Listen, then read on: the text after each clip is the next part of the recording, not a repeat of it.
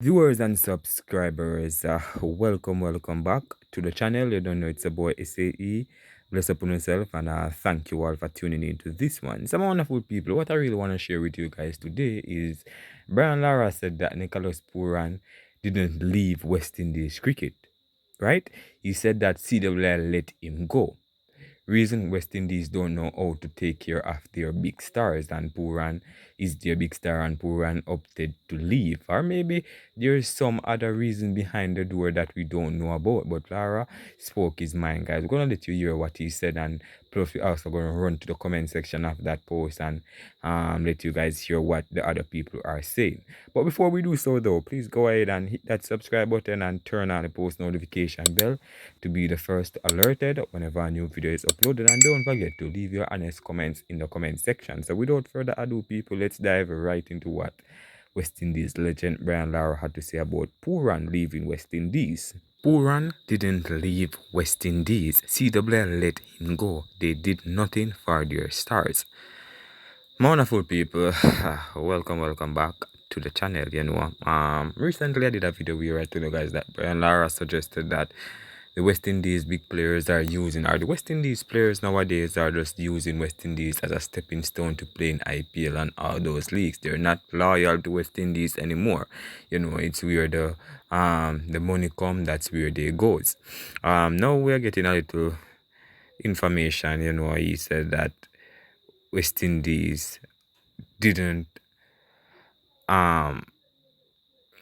did nothing to their star in terms of Nicholas Pooran trying to keep him. It seems as if there are stuff behind the doors that are that we don't know about, because he's saying that Nicholas Pooran didn't really want to leave West Indies cricket, but it seems as if negotiations or some things happen behind the doors that we the fans do not know about, because he's only 29 years old, you understand? So it's always going to think fishy to say that he does get up and retire from West Indies cricket. There must always be something behind the door that the West Indies are not privy to the public for us to know the full truth. So Lara, right, Pooran isn't wrong. The board failed him. No support, no loyalty. Boy, oh boy. So my people, don't blame Pooran, blame the system. Nicholas Pooran retiring at 29 is not the problem. The real issue, a board that's done nothing to make its star feel valued. People, I'm not going to really go into huge depth in this situation. I'm going to run to the comment section and let you guys hear what the fans are saying about this situation, because a lot of people will agree, some will disagree with Brian Lara. I'm going to let you hear what the fans are saying. So Winston Griffiths, CWI ought to remember that players have options. They have options that are more profitable than Test cricket to play their craft. Players also wish to have a nest egg for retirement, since their cricketing career is a relatively short one. Not many of them play cricket beyond their 40th birthday. When Naren was called up for chuckling, the board did nothing. KKR sent him to get it started out. Elson Johnson comment, West Indies cricket is already a thing of the past. Anthony Robinson, Lara, I respect you, but no one failed Pooran. Naren, Bravo, Pollard, Russell, and unless a few, money was the motivating factor. These guys just used West Indies cricket to get ahead. Another comment, Peter. So by Lara's logic, CWI is an extremely rich organization that refuses to spend money on the players who play in empty stadiums. Wasn't he a part of Windies' team that got demolished in the World Cup by Kenya? At least these guys lost to the mighty Aziz. Colin Chase. If this is true, from Lara, show me where the board failed Pooran. The board needed some guts to deal with these players. If he was an Islander, maybe not. Lara would always back his Trini. Ricardo Romain. It's very simple. Where are we going tomorrow morning to work to provide for our family? If another job comes calling with a higher salary, are you not going to take it or stay stagnant? You all see the perspective now. It's all about the money, one way or another.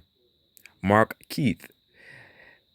Let's look at the positive before we get left behind again. CWI can now focus more on T20 and develop T20 players and unleash them onto the world. This doesn't mean giving up on tests and ODI, but it means not sticking with the same old things that not working. Alan Green. Yes, I do agree with Lara.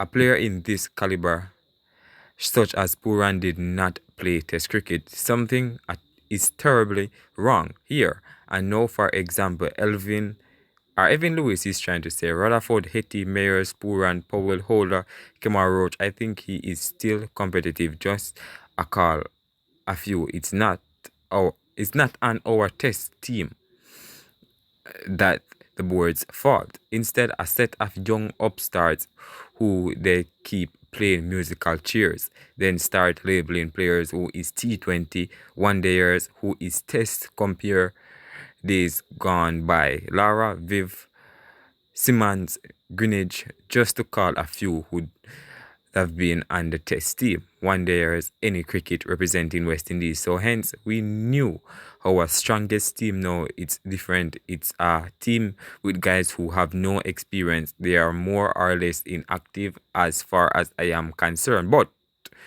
want them to be competitive before everyone know who our 1 to 6 batsmen were, be it in tests, one dayers or T20. This is the problem with the selectors. It's all a management problem, failing to have our best team on the park, right? That was a comment there from Romain. So Amos, another comment. At the end of the day, a cricketer career is very short, just like a footballer. They have responsibilities, bills to pay, and a family to take care of, just like the rest of us. Cricket have evolved, and it is more lucrative to play franchise cricket than waste time playing for West Indies and fight up to get pay. Rajesh Soom. Oh, I forgot. Barbados and Jamaica is not West Indies, okay? They are now calling themselves Caribbean countries. Great, no wonder they are the worst in cricket, okay? Why, oh boy. Ron Calendar, name me 3 players that would forgo franchise cricket and passionately work on the test game if tests would now pay them the same. Van Vigilant, the 27 runs caused all the skeletons to come out, but it must get better after the dust is settled. Right. Let's read a couple more guys. What did Pooran star in West Indies? What title did he win us? Don't forget what them do Shandapal to save you from having more test runs than you two, Lara. Pooran got greedy. Pooran would never survive test cricket. He is an easy setup for the genuine pace bowlers. Let Trinidad run the show. You will see the difference.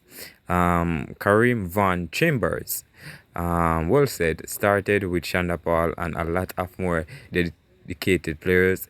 The board must go and not Sammy. You can't give a man basket to carry water and expect good results. CWI of all boards are the easiest for players to receive NOC, no objection certificates to play their trades without representing their territories are the CWI. No franchise will know about them.